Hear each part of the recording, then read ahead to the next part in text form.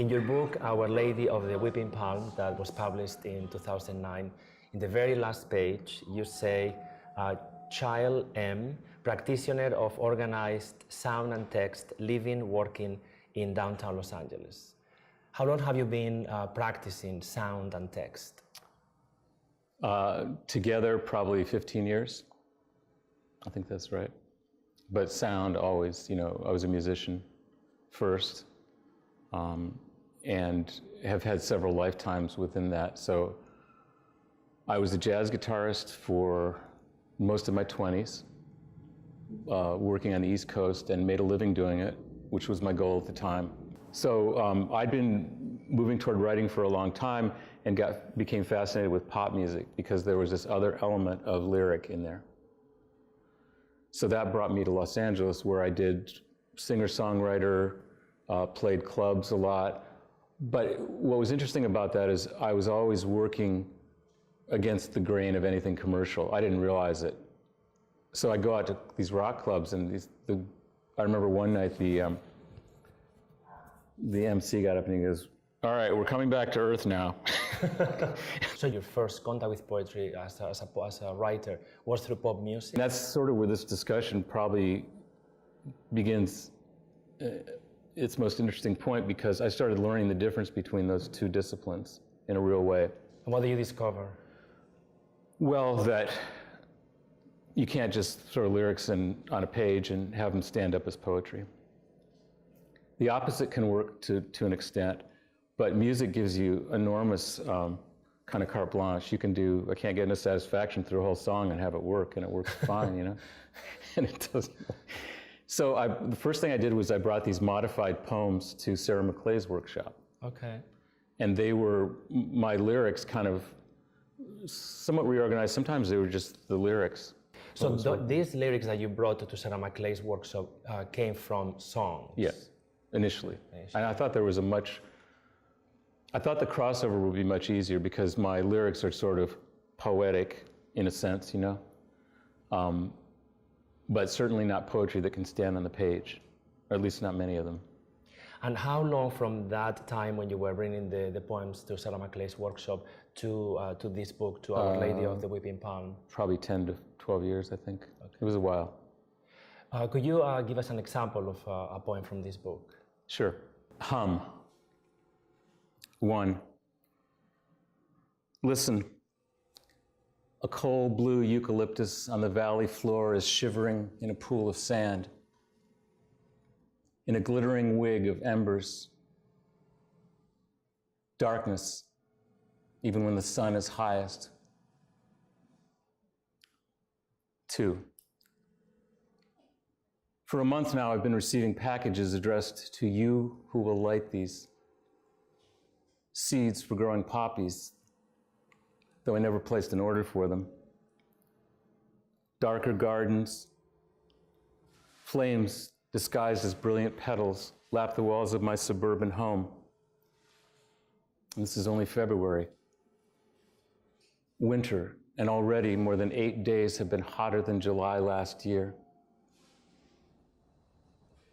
3. They gather till the air is shaking. Clouds built out of insects in the shape of night that tumble in a gentle hail of legs and shells and crust the lawn. And I begin to sweep the driveway.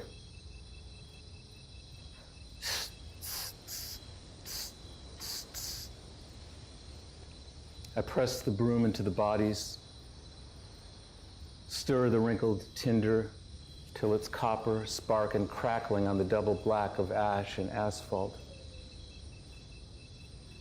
Blood, gold wings, a bonfire that will eat into the planet till the planet's stone is empty.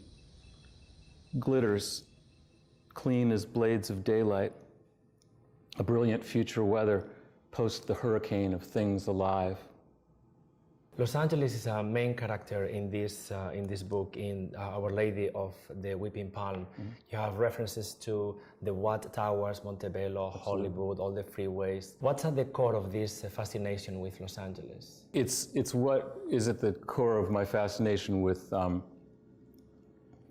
life in general, which is, first of all, how we construct our realities, how we construct meaning, and also how we do it in a place that's the epicenter of dislocation. So I picked a bunch of very typical LA landmarks and used that as a sort of jumping off point.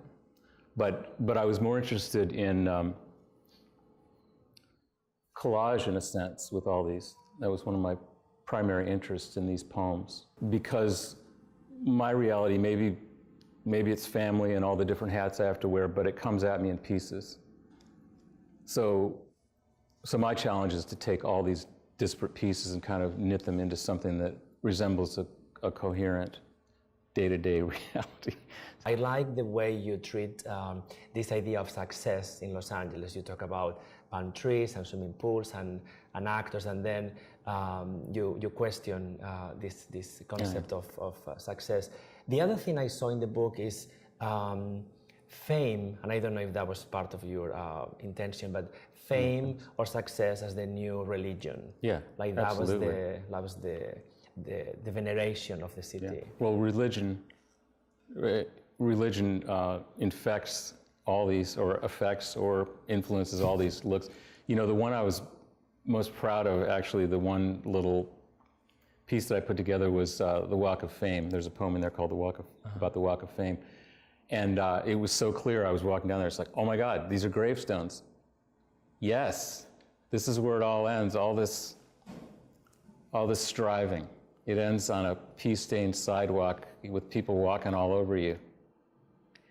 And that kind of, yeah, I try to look for all those different angles in it. I'm not being condemnatory, I'm just, you know, it's fascinating to me that that is the sum total of some of the lives that we glorify the most, you know, end in this strange graveyard on Sunset Boulevard.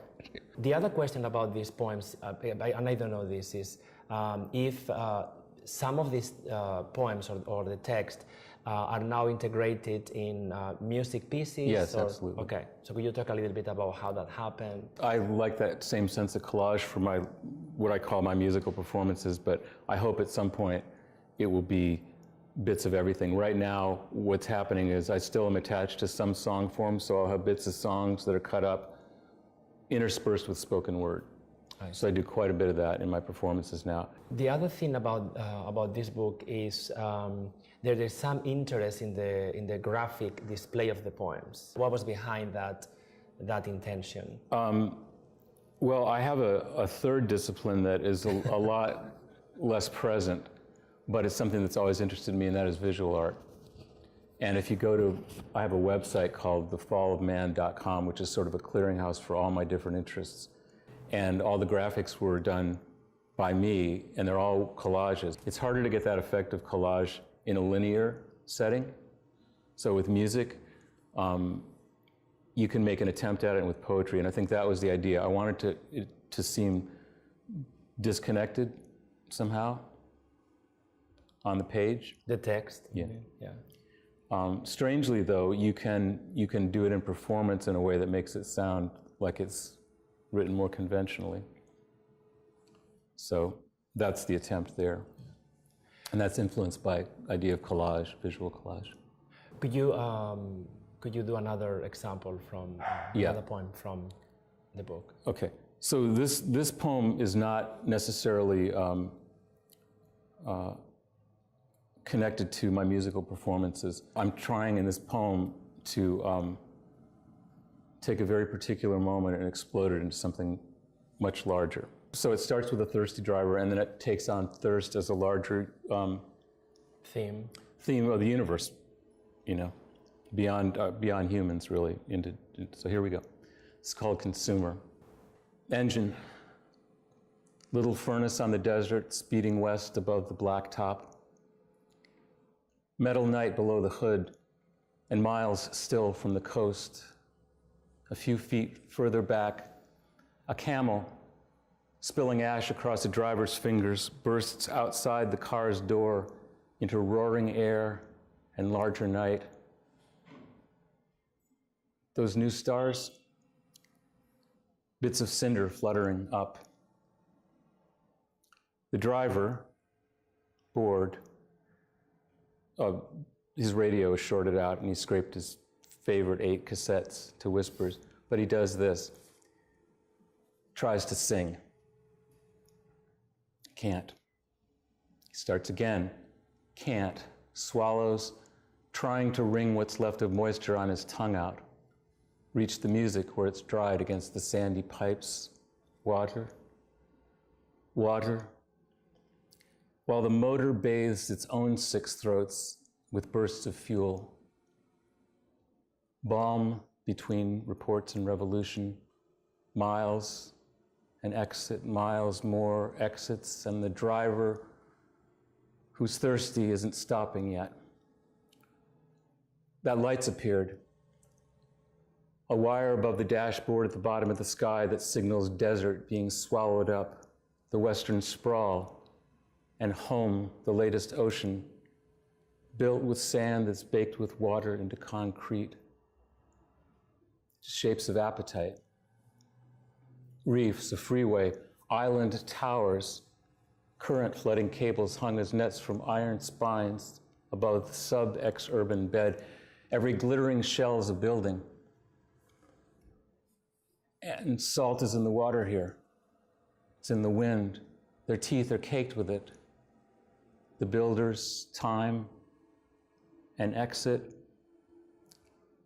and the man behind the steering wheel, the smoker who's so thirsty he's not singing, is even thirstier now.